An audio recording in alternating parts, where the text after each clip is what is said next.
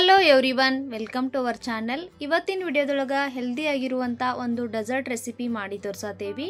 ನೀವೇನಾದರೂ ಮೊದಲೇ ಬಾರಿ ನಮ್ಮ ಚಾನಲ್ನ ನೋಡಾತಿದ್ರಿ ಅಂದ್ರೆ ದಯವಿಟ್ಟು ಸಬ್ಸ್ಕ್ರೈಬ್ ಮಾಡ್ಕೊಂಡು ನೋಡ್ರಿ. ಬಾಜೂಕ ಕಾಣುವಂಥ ಬೆಲ್ ಐಕಾನ್ ಪ್ರೆಸ್ ಮಾಡಿ ಆಲ್ ಅಂತ ಸೆಲೆಕ್ಟ್ ಮಾಡ್ಕೊಂಡ್ರೆ ನಾವು ಹಾಕುವಂಥ ಪ್ರತಿಯೊಂದು ವಿಡಿಯೋದ ನೋಟಿಫಿಕೇಶನ್ ನಿಮಗೆ ಬರ್ತೈತಿ. ಎಲ್ಲರಿಗಿಂತ ಮೊದಲು ನೀವು ನಮ್ಮ ವಿಡಿಯೋಗಳನ್ನು ನೋಡ್ಬೋದು. ಬರೀ ಹಾಗಾದ್ರೆ ಈ ಹೆಲ್ದಿ ಆಗಿರುವಂಥ ಡೆಸರ್ಟ್ ರೆಸಿಪಿನ ಯಾವ ರೀತಿಯಾಗಿ ಮಾಡೋದಂತ ನೋಡೋಣ. ಈ ರೆಸಿಪಿ ಮಾಡಾಕ ಮೊದಲಿಗೆ ಒಂದು ಪಾತ್ರೆ ಒಳಗೆ 2 ಟೇಬಲ್ ಸ್ಪೂನ್ ಅಷ್ಟು ತುಪ್ಪ ಹಾಕತ್ತೇವಿ. ತುಪ್ಪ ಬಿಸಿ ಆದ್ಮೇಲೆ ಸ್ವಲ್ಪ ಶಾವಿಗೆ ಹಾಕಬೇಕು.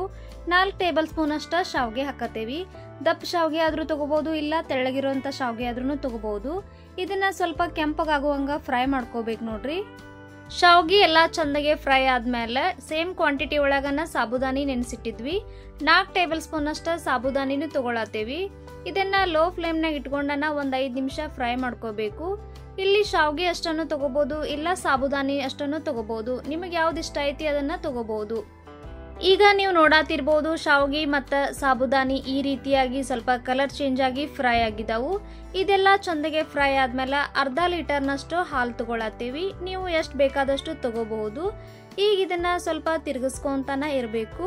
ಗ್ಯಾಸ್ನ ಲೋ ಫ್ಲೇಮ್ನೊಳಗಿಟ್ಟ ಇದನ್ನ ಕುದಿಯಕ್ ಬಿಡೋಣ. ಈ ಕಡೆ ಇದಕ್ಕೆ ಸ್ವಲ್ಪ ಕಸ್ಟರ್ಡ್ ಪೌಡರ್ನ ರೆಡಿ ಮಾಡ್ಕೊಳ್ಳೋಣ.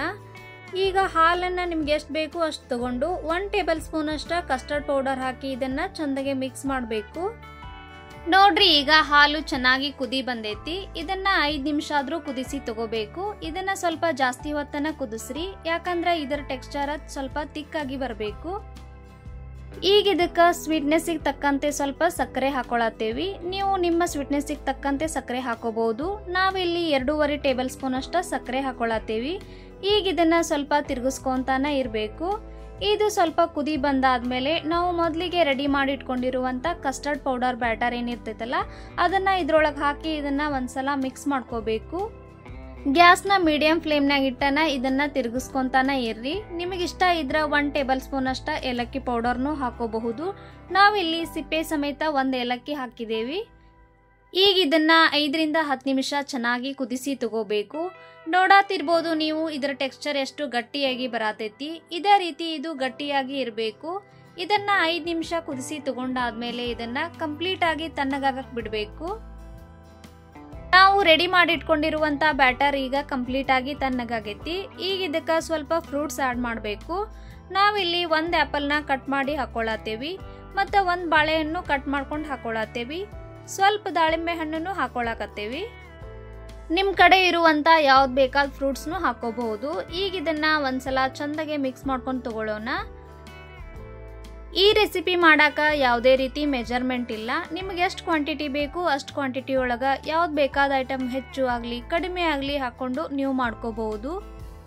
ಬರೀ ಈಗ ಇದನ್ನ ಸರ್ವ್ ಮಾಡ್ಕೊಂಡು ತಗೊಳ್ಳೋಣ. ಇನ್ನು ಇದ್ರ ಟೇಸ್ಟ್ ಹೆಚ್ಚಿಸಬೇಕು ಅಂದ್ರೆ ಸ್ವಲ್ಪ ಡ್ರೈ ಫ್ರೂಟ್ಸ್ ಆ್ಯಡ್ ಮಾಡ್ಕೋಬೇಕು. ನಾವಿಲ್ಲಿ ಸಣ್ಣಕ್ಕೆ ಕಟ್ ಮಾಡ್ಕೊಂಡಿರುವಂಥ ಗೋಡಂಬಿ, ಬಾದಾಮ, ಸ್ವಲ್ಪ ದ್ರಾಕ್ಷಿ ಹಾಕೊಳ್ಳತ್ತೇವಿ. ಇನ್ನೂ ಸ್ವಲ್ಪ ಕಲರ್ಫುಲ್ ಆಗಿ ಕಾಣಲಿ ಅಂತ ಸ್ವಲ್ಪ ದಾಳಿಂಬೆ ಹಾಕೊಳ್ಳತ್ತೇವಿ. ಸ್ವಲ್ಪ ಟೂಟಿ ಫ್ರೂಟಿ ಆ್ಯಡ್ ಮಾಡತ್ತೇವಿ. ಇದನ್ನ ಒಂದು ಅರ್ಧ ಗಂಟೆ ಫ್ರಿಜ್ನಾಗ ಇಟ್ಕೊಂಡು ತಿನ್ಬಹುದು. ಇನ್ನೂ ಟೇಸ್ಟ್ ಚಲೋ ಬರ್ತೈತಿ. ನೋಡಾಕ ಎಷ್ಟು ಚಂದ ಕಾಣಿಸ್ತೈತಲ್ಲ, ಟೇಸ್ಟ್ನು ಅದಕ್ಕಿಂತನೂ ಸೂಪರ್ ಆಗಿರ್ತೈತಿ. ಈ ರೆಸಿಪಿ ನಿಮಗೆ ಹೆಂಗೆ ಅನಿಸ್ತು ಕಮೆಂಟ್ ಸೆಕ್ಷನ್ ಒಳಗೆ ತಿಳಿಸ್ರಿ.